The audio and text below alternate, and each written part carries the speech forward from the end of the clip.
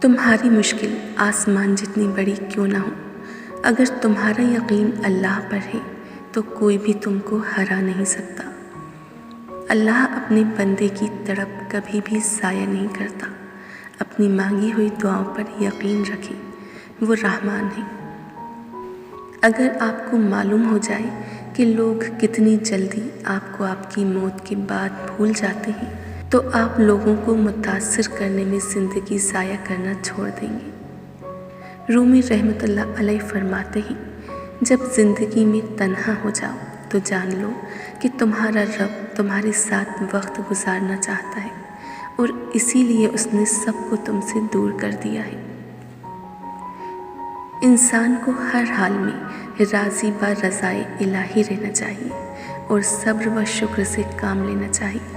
صبر کرنے سے ہی اعلیٰ مقامات عرفان حاصل ہوتے ہیں۔ اکیلے ہو اللہ کو یاد کرو، پریشان ہو درود شریف پڑھو، اداس ہو یا حیو یا قیوم پڑھو، خوش ہو تو الحمدللہ پڑھو۔ ہمیشہ الحمدللہ کہنے کی عادت ڈال لو۔ یاد رکھیں، آپ کی زندگی ہزاروں لوگوں سے بہتر ہے۔